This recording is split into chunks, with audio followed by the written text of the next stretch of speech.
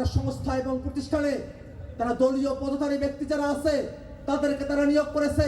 আমরা তাদেরকে বলতে চাই যে প্রতিষ্ঠানগুলোতে স্বচ্ছভাবে নিয়োগ হওয়ার কথা, সেই প্রতিষ্ঠানগুলোতে সরকার যদি দলীয় পদধারী নেতা কর্মীদেরকে যদি নিয়োগ দেয় তাহলে কি দেশে গণতন্ত্র কোনোভাবে অবশিষ্ট থাকতে পারে? তাদেরকে অবহেলায় তাদেরকে দিন কাটাতে হয়। তারা যখন শ্রম দেন, এই শ্রম দেওয়ার সাথে তাদের আত্মসম্মান বোধকেও বিসর্জন দিতে হয়। কারণ আমাদের শ্রমিকদেরকে আমাদের যারা মালিক পক্ষ আছে তারা মানুষ হিসেবেই মনে করতে চায় না, মানুষ হিসেবেই তাদেরকে মর্যাদা দিতে চায় না।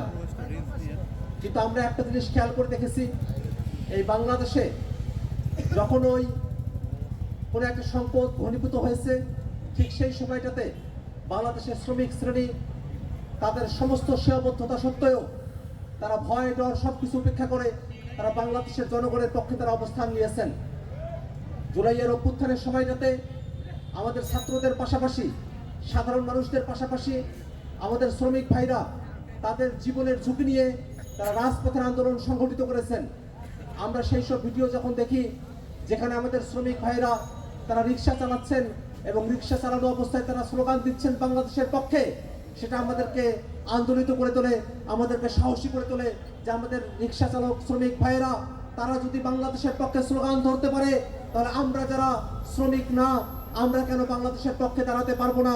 সেই প্রশ্নটা আমাদের মধ্যে তখন তৈরি হয়, তখন আমাদের মধ্যে স্পৃহা তৈরি হয়, আমরা তখন বাংলাদেশের পক্ষে কথা বলার সাহসটা বেশি পাই। ভাইরা আমার, আমাদের শ্রমিক ভাইরা তারা দীর্ঘ সময় ধরে তারা বঞ্চনার শিকার হয়ে এসেছেন। সেই বঞ্চনাগুলো ঘোষানো প্রয়োজন। আমাদের যারা রিক্সা চালক ভাইরা আছেন, যারা ভ্যান চালক ভাইরা আছেন, তারা যে বঞ্চনার শিকার হয়ে এসেছেন সেখান থেকে আমাদের উত্তোলন করা প্রয়োজন। কিন্তু আমরা এই উত্তোলনটা কেমন করে করব? সামগ্রিকভাবে গোটা দেশকে যদি গণতান্ত্রিক সিস্টেমের মধ্য দিয়ে পরিচালনা করা সম্ভব না হয় তাহলে কোনো শ্রেণীকে সামনের দিকে আগানো সম্ভব হবে না। কিন্তু এখনো পর্যন্ত এই বাংলাদেশ রাষ্ট্রটিকে গণতান্ত্রিকভাবে পরিচালনা করবার যত প্রতিষ্ঠান আছে সেই প্রতিষ্ঠানগুলোকে শক্তিশালীভাবে দাঁড় করাতে দেওয়া হচ্ছে না। আমরা গণভোটে অংশগ্রহণ করেছিলাম যাতে বাংলাদেশের প্রতিষ্ঠানগুলোকে আমরা গণতান্ত্রিকভাবে পরিচালনা করতে পারি, কিন্তু দুর্ভাগ্যের বিষয় এই সরকার ক্ষমতায় আসার পরে তারা গণভোটের রায় এখনো পর্যন্ত বাস্তবায়ন করে নাই।